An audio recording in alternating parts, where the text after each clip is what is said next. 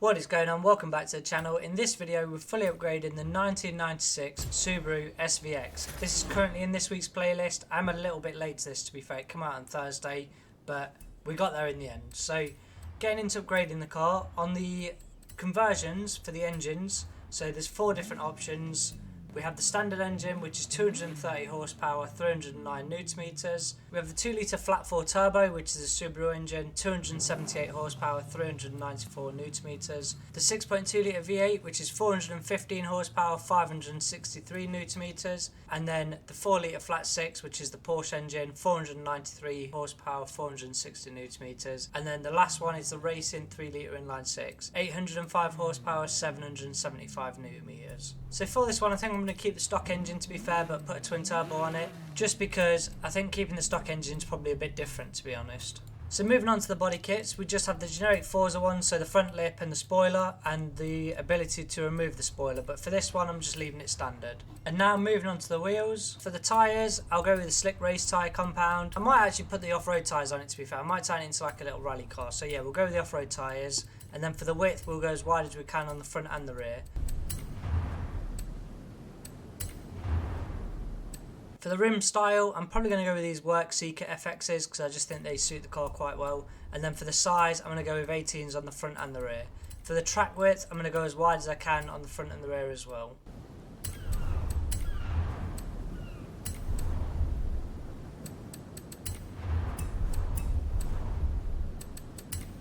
Onto the drivetrain, so it's just maxing everything out. So the clutch has got the racing one, racing gearbox, the racing prop shaft and the racing diff. In fact, I forgot to put the off-road tyres on it, so I'm going to put the rally diff in it instead.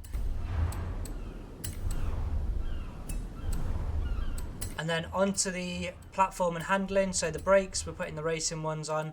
For the suspension, I'm still going to put the racing ones on it because I'm not really a fan of how the cars look with off-road suspension. The anti-roll bar links, we're going to put the racing ones on front and rear. The roll cage is second from last as normal, and then the weight reduction is the most that we can do.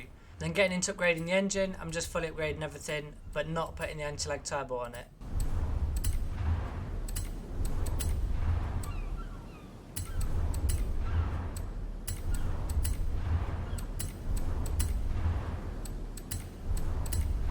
Okay, so fully upgraded, this car actually made a lot more power than I thought it would. I think the car's a V6, to be honest. But fully upgraded, we went from 230 horsepower to 683 horsepower.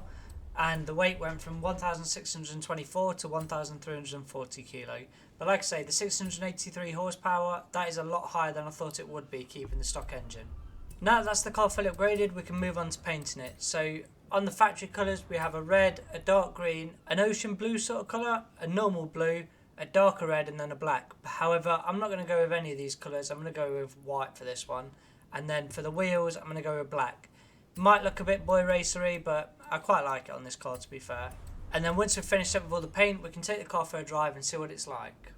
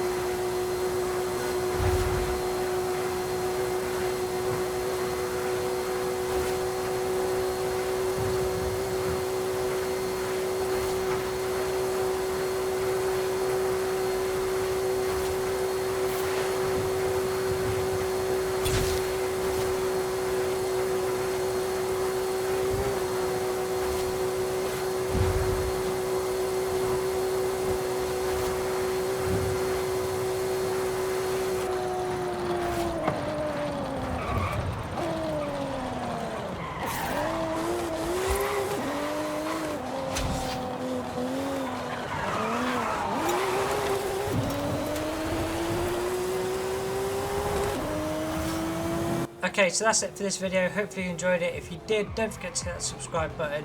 As always, don't forget to leave any comments below on any build videos you'd like to see, and I'll catch you on the next video.